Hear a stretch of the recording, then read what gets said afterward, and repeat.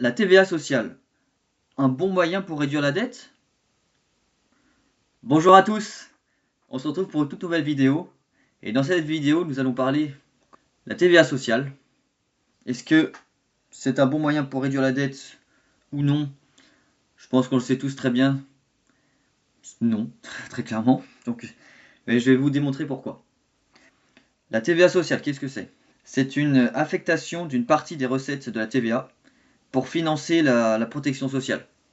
Donc, par exemple, sur 20%, et actuellement la TVA est à 20%, on va dire que de toute façon, la plupart des produits sont taxés à 20%.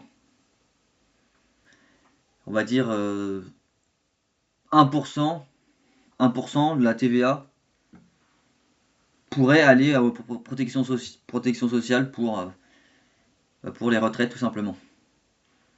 Mais est-ce que c'est aussi simple que ça? Nous allons le voir tout de suite. Je vais vous montrer une vidéo de François Bayrou, notre très cher Premier ministre. Ah là là, on en rigole comme on dit.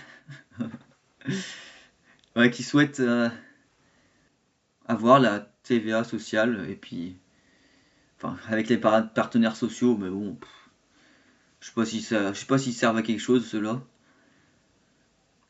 Ok, je vais vous montrer tout de suite la vidéo. Tous les chefs d'entreprise vous le diront, et je pense que Xavier ne me contredira pas, si vous voulez augmenter de 100 euros, ils sont obligés, eux, de sortir 200 euros, et à la fin, ça fait même pas 100 euros dans la poche du salarié. Et donc, il y en a qui renoncent. Et donc, vous répétez en d'autres termes ce que je dis et ce que les partenaires sociaux disent. Nous avons un problème de financement de notre modèle social. Ce problème repose trop sur le travail et nous allons apporter des réponses à cette question, y compris avec la participation des partenaires sociaux. Vous allez encore me dire non, mais non, la TVA sociale, qui était quand même une idée qui a régulièrement été avancée, l'idée de faire payer davantage sur la consommation que sur le travail, on va vers ça. En tout cas, si les partenaires sociaux s'emparent de cette question-là, vous les soutiendrez. Je souhaite que les partenaires sociaux puissent s'emparer de cette question.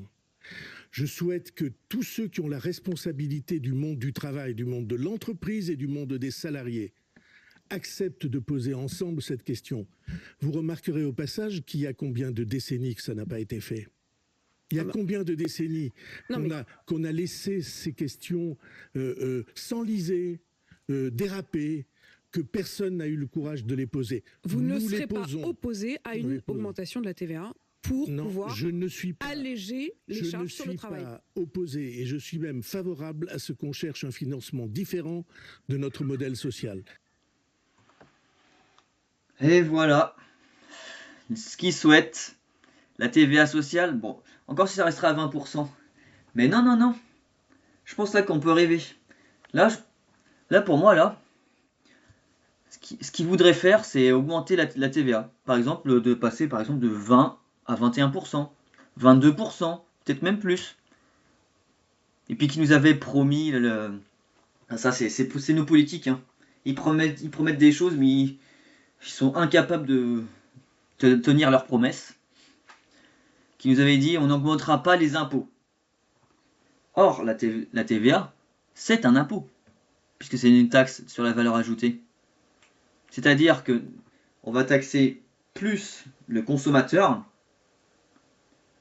pour en échange avoir un petit peu moins de cotisation sociale, cotisation patronale.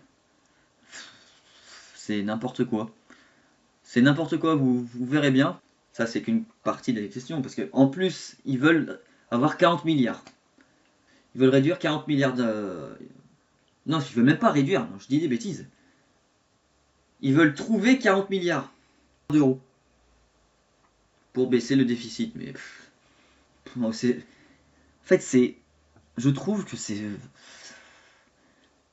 a l'air enfantin en fait. T'as juste à diminuer les dépenses publiques, à en même temps réduire les ODAC.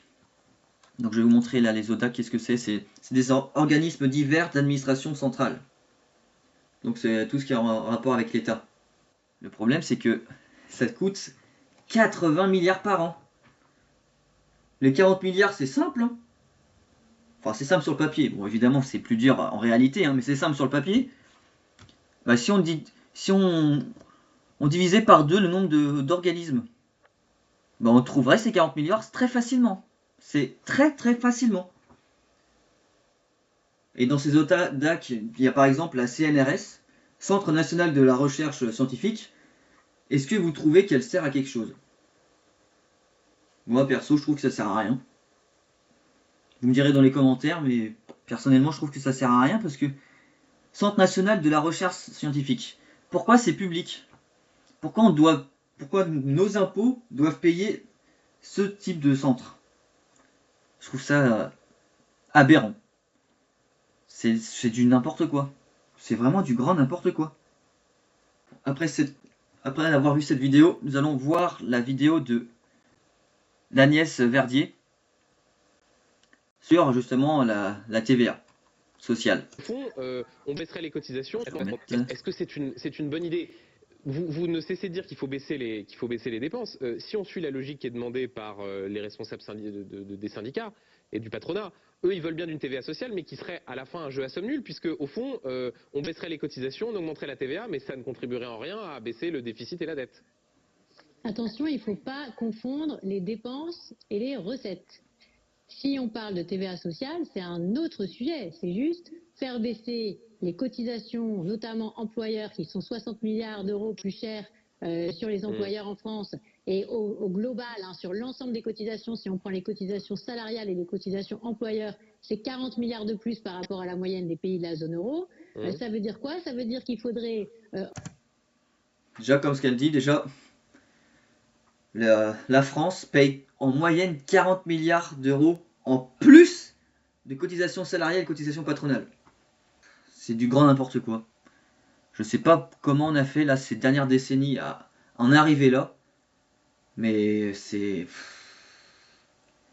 d'une aberration. C'est même affolant parce que 40 milliards, je sais pas combien ça en pourcentage, si on réussissait à diminuer, combien ça ferait. Mais peut-être qu'on arriverait, ça c'est des suppositions, peut-être à 5-6% en moins sur les cotisations salariales et patronales. C'est-à-dire que on gagnerait un petit peu plus d'argent en net, et également les entreprises paieraient un petit peu moins cher les salariés. Donc ça serait gagnant, ça serait du gagnant-gagnant pour le coup. Mais bon, on sait très bien avec ces politiques là à 2 balles, tellement gauchistes, c'est depuis ça, hein, depuis Mitterrand, ça s'est empiré. Hein. Depuis la gauche, là, qui est venue au pouvoir, et maintenant, à ce qui paraît, Macron, il est libéral, alors que pas du tout. C'est vraiment un énorme gauchiste. Hein. On va pas se mentir. Allez, je reprends. Enlever 40 milliards de cotisations sur le travail en France et les mettre sur la TVA. Et 40 milliards de plus sur la TVA. Ça fait quoi? C'est 3 ou 4 points de plus. Ça fait 4 points de plus, ça fait beaucoup. 4 points de plus. C'est-à-dire que si ils veulent mettre ça en place, pour que ce soit une compensation, il faudrait que la TVA passe de 20 à 24%. Mais c'est vraiment des abrutis finis. Hein. Oh là là là là là là là là. C'est du grand n'importe quoi. Hein. Si ça passe là, je sais pas comment on va s'en sortir. Je sais pas comment ça va être juste après cette réforme, si elle passe. J'espère qu'elle passe pas. Hein. My Dream, elle passe pas. Mais ouais, oh là là là là. Donc là après, elle disait autre chose, mais c'est pas très important. Voilà, comme ce qu'on a pu voir sur les 2 vidéos. Hein. Entre Bayrou qui veut monter la TVA, hein, parce que il l'a pas dit, mais c'est dissimulé. Hein. On montait la TVA pour payer la protection sociale. Hein. Donc c'est-à-dire qu'on augmente un impôt pour entre guillemets en réduire un, sauf que c'est pas vraiment le cas, je pense. Hein. Et j'essaye de vous informer à ce sujet. J'espère que ça vous aura plu cette vidéo. N'hésitez pas à mettre un pouce bleu, à commenter, à partager, à vous abonner. Et également, si vous voulez investir, n'hésitez pas à passer par mon lien de Giro pour obtenir 100 € de frais de courtage remboursés.